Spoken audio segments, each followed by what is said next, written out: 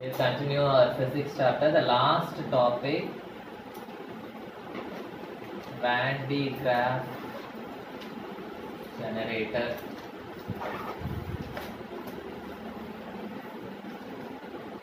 Van de Graaff generator. So what is Van de Graaff generator? The principle, working, construction, everything we will study. Okay, va? So இதை கண்டுபிடிச்சது யாருன்னா Robert வான் de graph. இவர் தான் கண்டுபிடிச்சாரு in the year 1929. It is the device that produces large electrostatic potential.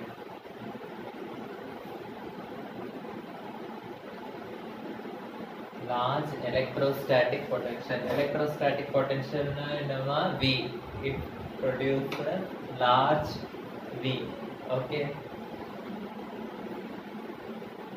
So large voltage வந்து it will produce. Okay. So about 10 to the power of 7 volts. 10 to the power 7 na 10000 னு 7 numbers volts வந்து produce ஆகும்.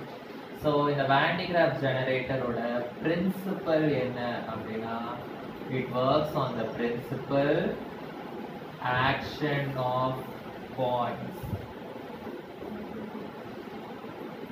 It's produced in எழுதிக்கோங்க.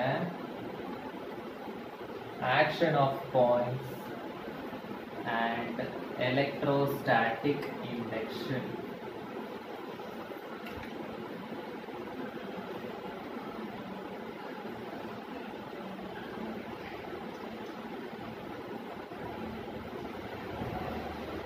Okay, so இது ரெண்டு தான் principle of electrostatic induction. Action of points னா நம்ம என்னன்னு நேத்து படிச்சோம். ஒரு பாயிண்டடா ஒரு எண்ட் இருந்ததுன்னா அந்த பாயிண்டட் எண்ட்ல தான் சார்ஜஸ் நிறைய இருக்கும். அதான் action of points. எலக்ட்ரோஸ்டாட்டிக் இண்டக்ஷனா, சப்போஸ் ஒரு ரெண்டு ஆப்ஜெக்ட் இருந்தது அப்படின்னா, சப்போஸ் இந்த பாடியில இந்த சைடு ஃபுல்லா நெகட்டிவ் சார்ஜா இருந்ததுன்னா, தென் திஸ் ஆப்ஜெக்டோட பாசிட்டிவ் எல்லாம் will be attracted this side. So என்னது, இந்த சைடு எல்லாம் இந்த சைடு எல்லாமே வந்து positive charge will be induced. Okay. அதான். ஸோ ஒரு சார்ஜால இன்னொரு சார்ஜ் இன்டியூஸ் ஆகுறது, அதுதான் வந்து எலக்ட்ரோஸ்டாட்டிக் இண்டக்ஷன். இந்த ரெண்டு ப்ராசஸுமே வந்து இதுல வந்து Van de Graaff ஜெனரேட்டர்ல நடக்கும். Okay. So construction,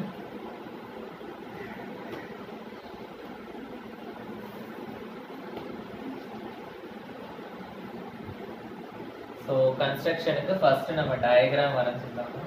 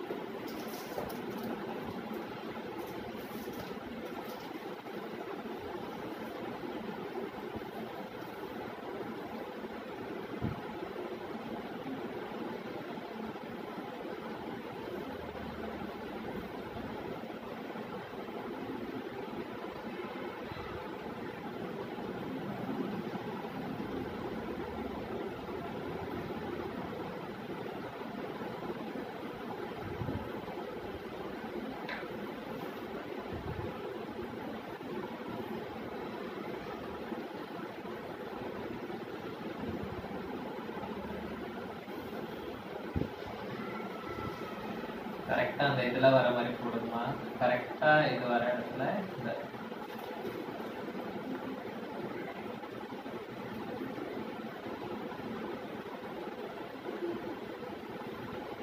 okay scale வச்சு வரைங்க.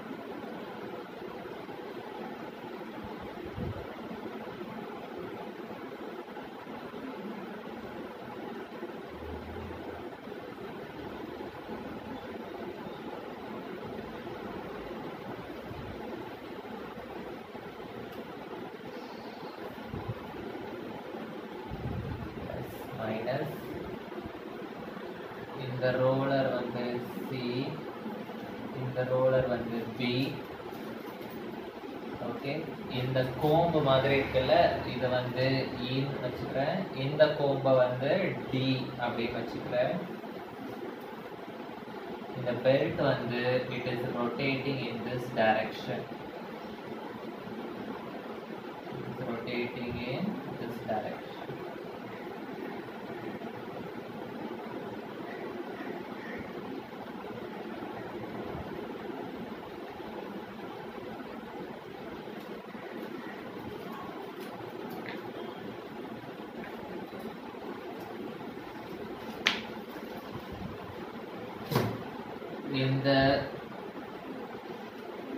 இது வந்து பெல்ட். ஓகே, இது வந்து ரப்பர் பெல்ட். இது வந்து இன்சுலேட்டிங் ஸ்டாண்ட்.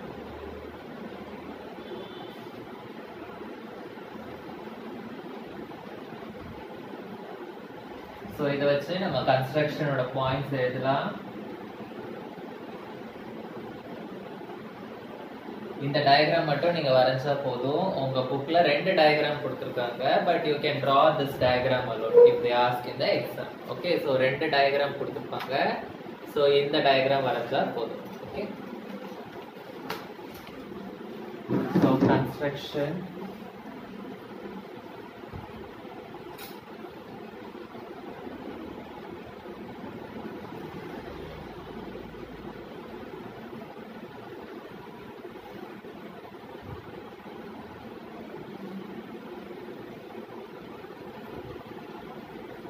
ஸோ இது வந்து ஒரு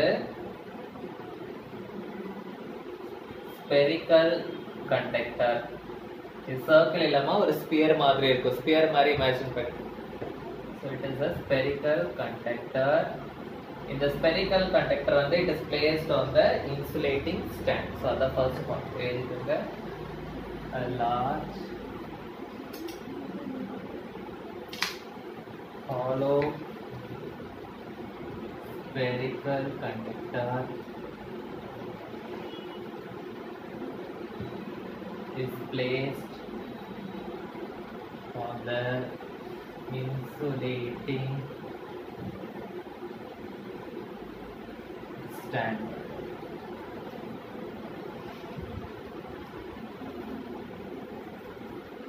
ஓகே, ஸோ அந்த ஸ்பியருக்குள்ள ஒரு புள்ளி இருக்கும். புள்ளினா என்ன தெரியும்ல, அந்த கிணத்துல தண்ணி எடுக்கிற அந்த புள்ளி, வீல் மாதிரி. ஓகே, ஸோ புள்ளி B வந்து is mounted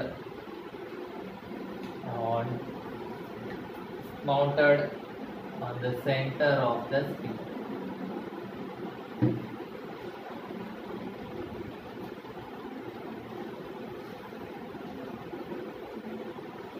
ஸோ கீழே வந்து இன்னொரு புள்ளி இருக்கு, புள்ளி C.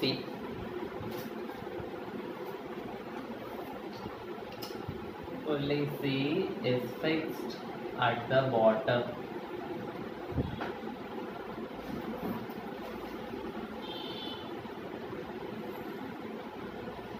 ஸோ இந்த புள்ளியில வந்து a belt is going to rotate. Okay, so the belt வந்து it should be made up of any insulating material. So rubber வந்து ஒரு இன்சுலேட்டர், இல்லாட்டி ஒரு சில்க் கிளாத், அந்த மாதிரி ஏதாவது இன்சுலேட்டிங் மெட்டீரியலால செஞ்சிருக்கோம். So the belt made of insulating material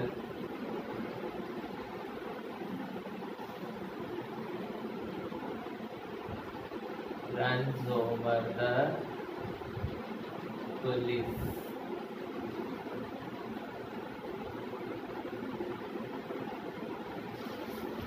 so இந்த புள்ளி வந்து சாதாரணமாவே வந்து இதுவாகாது, கரெக்டா சுத்தாது. இந்த புள்ளி C வந்து you have to rotate it with the help of a motor. Okay, so the pulley C is rotated, or the pulley C is operated with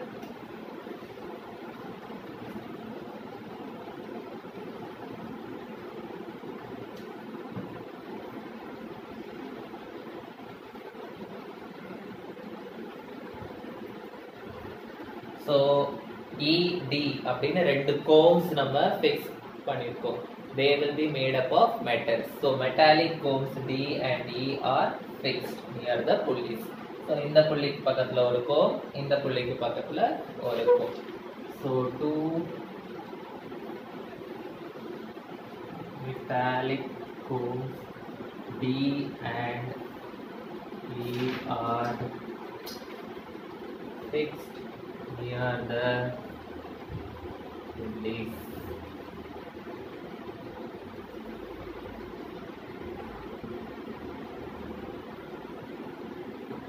So in the pulley D வந்து it is connected to a battery. Sorry, pulley இல்ல, comb D. Comb D வந்து is connected to a battery.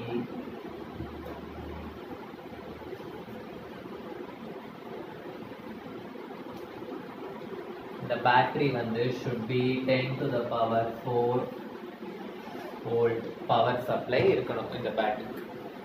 ஓகேவா? இந்த upper comb வந்து it is connected on the inner side of the sphere. So comb E வந்து is connected in the inner side of the sphere. So இதுதான் வந்து என்னோட construction. இப்போ இது என்ன வர்க்கிங் என்ன அப்படின்றத நம்ம பார்க்க போறோம். ஓகேவா?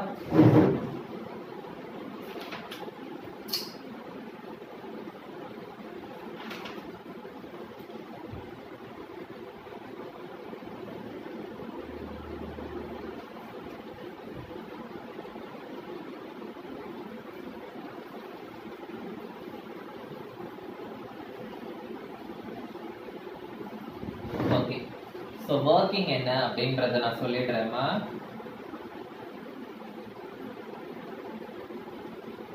இப்போ இந்த கோம் டி பார்த்தீங்கன்னா, கோம்னா வந்து என்னது, இதுல வந்து எண்ட்ஸ் வந்து ரொம்ப ஷார்ப்பா இருக்குன்னு அர்த்தம். ஓகேவா? ஸோ இந்த கோம் டி வந்து எதுல கனெக்ட் பண்ணிருக்காங்க? பாசிட்டிவ் சார்ஜ்ல கனெக்ட் பண்ணிருக்காங்க.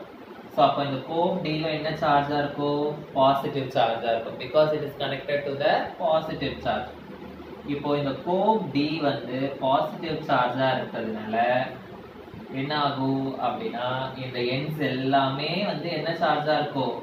இந்த எண்ட் எல்லாமே வந்து it will B positively charge. Positive charge வந்து அப்படியே ஈ மொக்கிற மாதிரி மொச்சிட்டு இருக்கும் இந்த எண்டில். ஓகேவா? இப்போ பெல்ட் வந்து எனக்கு இங்க இருக்கு.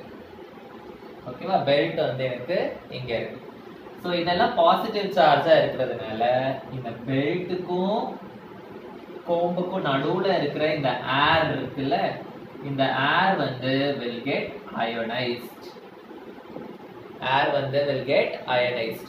சாதாரணமா நம்ம கரண்ட் பாஸ் பண்ணும்போது, இப்போ அங்க சுவிட்ச் போர்டு போட்டோம்னா அங்க இருந்து ஷாக் நமக்கு இங்க வராது. ஏன்னா ஏர் வந்து அந்த கரண்ட்டுக்கெல்லாம் எனக்கு அயனைஸ் ஆகாது. ஆனா நம்ம வந்து இங்க 10 பவர் 4 வோல்ட் 10,000 வோல்ட் கிட்ட சப்ளை பண்றதுனால இந்த ஏர் இது ஃபுல்லா பாசிட்டிவா இருக்கிறதுனால இந்த ஏர் வந்து இட் இஸ் அயனைஸ்ட். அயனைஸ்டுனா என்னது? இது எல்லாமே இங்க பாசிட்டிவா இருக்கு. கரெக்டா? சோ அப்போ இந்த ஏர்ல இருக்கிற நெகட்டிவ் சார்ஜ் எல்லாம் it will move towards the positive. So இந்த நெகட்டிவ் சார்ஜ் எல்லாம் will move towards the positive. So அப்போ இந்த பெல்ட்டுக்கு வந்து பாசிட்டிவ் சார்ஜ் கிடைச்சிரும். புரியுதா? இந்த கோம் வந்து பாசிட்டிவ் சார்ஜா இருக்கனால ஏர் வந்து will get ionized. ஏர்ல இருக்க நெகட்டிவ் எல்லாம் will get attracted towards the comb. So negative எல்லாம் இந்த சைடு போனதுனால the belt will get positive charge. So இந்த பெல்ட்ல வந்து இப்போ என்ன சார்ஜ் இருக்கு? இப்போ எனக்கு இங்க என்ன சார்ஜ் கிடைச்சிருக்கு? பெல்ட்ல பெல்ட் வந்து gets the positive charge. Okay, so இந்த பெல்ட் வந்து இதே இடத்துல இருக்க போறது இல்லை. என்ன ஆகுது?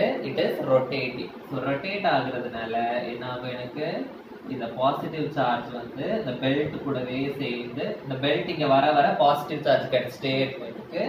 ஸோ இந்த பாசிட்டிவ் சார்ஜ்லாம் என்ன ஆகும், இங்க இருந்து அப்படியே மேலே இங்க டிரான்ஸ்ஃபர் ஆகிட்டே இருக்கும். ஸோ அப்படியே இங்க டிரான்ஸ்ஃபர் ஆயிட்டு என்ன ஆகும் அப்படின்னா இந்த கோம்ப் இ கிட்ட வரும் எனக்கு இந்த belt. It will come to the comb E. So இந்த இடத்துல எனக்கு எப்படி இருக்குன்னா பெல்ட் இப்படி இருக்கு, என்னோட கோம்ப் E வந்து இப்படி இருக்கு. ஓகே, இப்போ எனக்கு பெல்ட் வந்து என்ன சார்ஜா இருக்கு, it is positive charge. So அப்போ இந்த ஏர் இதுக்கு ரெண்டுத்துக்கும் நடுவுல இருக்க ஏரும் எனக்கு என்ன ஆயிடும், it will get ionized. அயனைஸ் ஆன உடனே என்ன ஆகும், எனக்கு இது பாசிட்டிவா இருக்கிறதுனால ஏர்ல இருக்கிற நெகட்டிவ் சார்ஜ் எல்லாத்தையும் இட் வில் அட்ராக்ட். ஏர்ல இருக்க நெகட்டிவ் சார்ஜ்லாம் பெல்ட் பக்கம் அட்ராக்ட் ஆயிடுச்சுன்னா எனக்கு இந்த கோம்ப் ஈக்கு வந்து எனக்கு என்ன சார்ஜ் கிடைக்கும், it will get positive charge. So this comb he will get positive charge and இந்த நெகட்டிவும் பாசிட்டிவும் சேர்ந்து the belt will become neutral. The belt will become neutral. Again இங்க வரும்போது it will get the positive charge. அப்படியே continue ஆயிட்டே இருக்கும் இந்த process. Okay, so இந்த E வந்து பாசிட்டிவ் சார்ஜா இருக்கு. ஸோ இந்த பெல்ட் வந்து என்ன பண்ணும், பாசிட்டிவ் சார்ஜ் கொடுத்துக்கிட்டே இருக்கும் இந்த ஈக்கு. ஸோ அதனால இந்த E வந்து என்ன பண்ணும்னா இந்த பாசிட்டிவ் சார்ஜ் இந்த பெல்ட் கொடுக்க கொடுக்க அதை வந்து இந்த ஸ்பெரிக்கல் கண்டெய்னர், ஸ்பெரிக்கல் வந்து கண்டக்டர், ஸோ இந்த பெல்ட்ல இருந்து இந்த கண்டக்டர் ஃபுல்லா இந்த ஸ்பியர் ஃபுல்லா எனக்கு பாசிட்டிவ் சார்ஜ் வந்து ஸ்ப்ரெட் ஆயிடும். ஓகே, இதுதான் வந்து Van de Graaff generator. Okay, so இப்போ இந்த ஸ்பியர்ல இருந்து I can extract this positive charge. புரியுதா, புரியுதா ஒர்க்கிங் என்னன்னு புரியுதா? இப்போ இதை வந்து நம்ம பேராகிராஃபா we are going to explain. So first இதை காப்பி பண்ணிக்கோங்க. இப்போ நான் நடத்தினது புரிஞ்சிருக்கும்னு நினைக்கிறேன். Next I will give the notes for the working. Okay, எழுதிக்கோங்கம்மா. So first,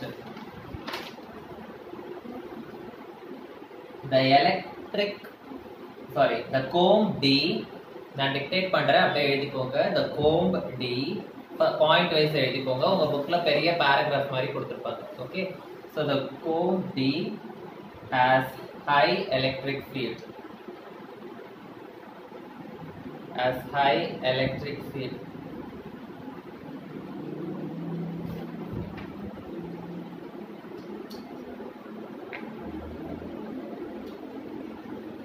ஓகே, சோ இதனால என்ன ஆகுதோ எழுதிக்கோங்க. Next point, the air between belt and the comb gets ionized. Air between belt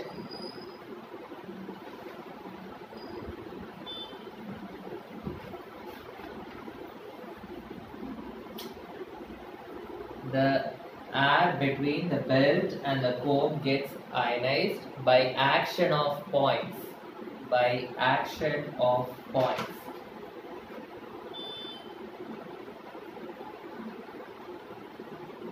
Okay, so எழுதிக்கோங்க. Next, the belt gets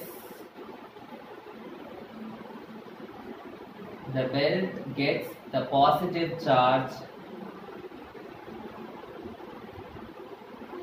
and moves up.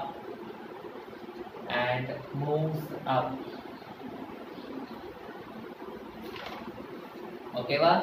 Next point, when the positive charges reach the comb E, when the positive charges reach the comb E,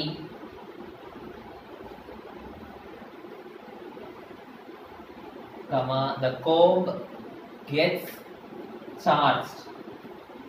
The comb gets charged and the sphere gets positive charge, and the sphere gets positive charge due to electrostatic induction. Positive charge due to electrostatic induction.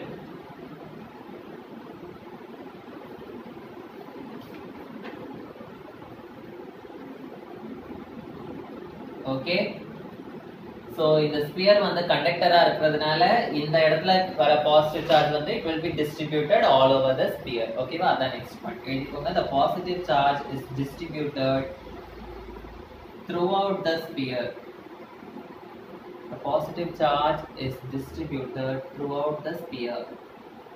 நான் இவ்வளோ கத்துறேனா? Headset போட்டதுனால நான் எவ்வளோ கத்துறேன்னு தெரிய மாட்டேங்குது.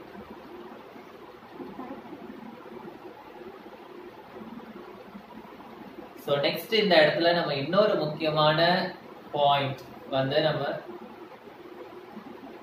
இது பண்ணி ஆகணும். இங்க வந்து என்ன ஆகுது, இந்த பாசிட்டிவ் சார்ஜ் இங்க வந்துடுது, பட் இந்த பெல்ட் வந்து எனக்கு என்ன ஆயிடுது, நெகட்டிவ் சார்ஜால நல்லிஃபை ஆயிடுது. அந்த பாயிண்ட்டையும் நான் மென்ஷன் பண்ணணும். ஸோ நெக்ஸ்ட் பாயிண்ட் எழுதிக்கோங்க. The negative charges nullify the positive charge in the belt.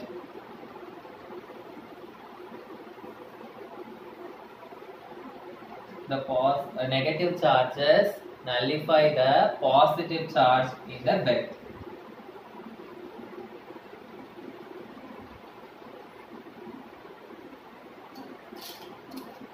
Okay. Next எழுதிக்கோங்க. Next point. It again gets the charge. It again gets the charge near the comb D. Near the comb D.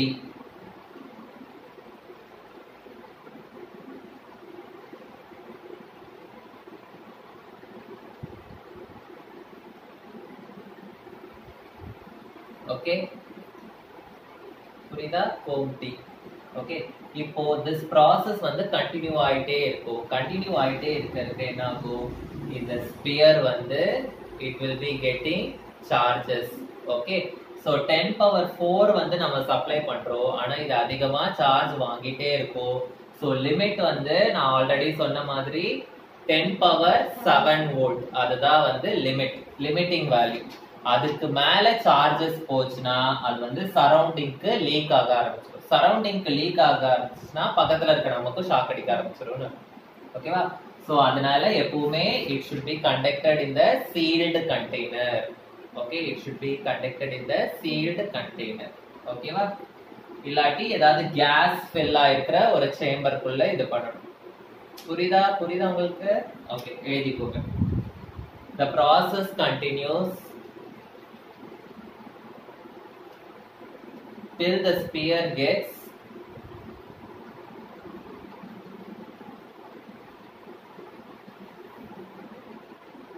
the potential difference.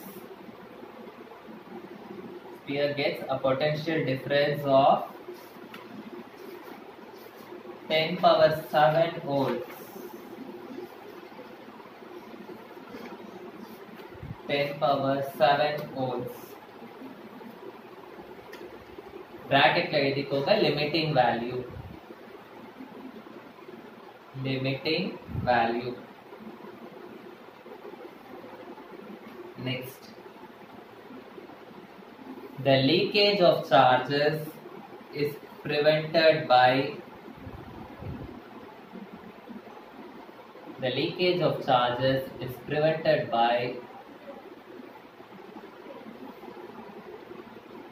enclosing the machine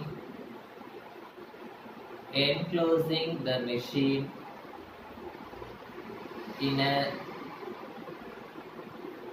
gas-filled steel chamber. Gas-filled steel chamber at high pressure. புரிஞ்சுதா?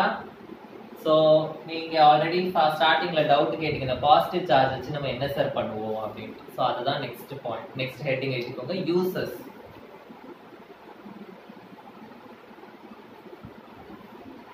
இப்போ நம்ம nuclear power ஸ்டேஷன்ஸ்லாம் இருக்குல்ல, அங்க வந்து uranium அந்த மாதிரி பெரிய பெரிய மாலிக்யூல்ஸ் எல்லாம் நம்ம என்ன பண்ணுவோம், உடைச்சு அதுல இருந்து கிடைக்கிற எனர்ஜியை வச்சுதான் நம்ம என்ன பண்ணுவோம், எலக்ட்ரிசிட்டி ஜெனரேட் பண்ணுவோம்.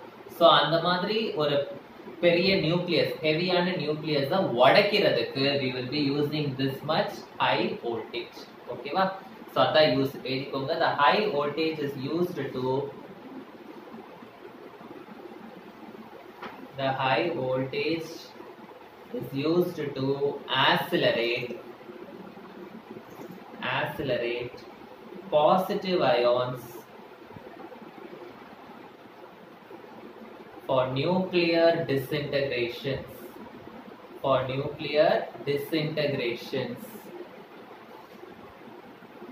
ஓகேவா? ஸோ இதுதான் வந்து மெயின் இது. ஸோ புரிஞ்சுதா Van de Graaff generator? So இதோட we are completing this electrostatic chapter. So the remaining things will continue in the next class. Okay, thank you.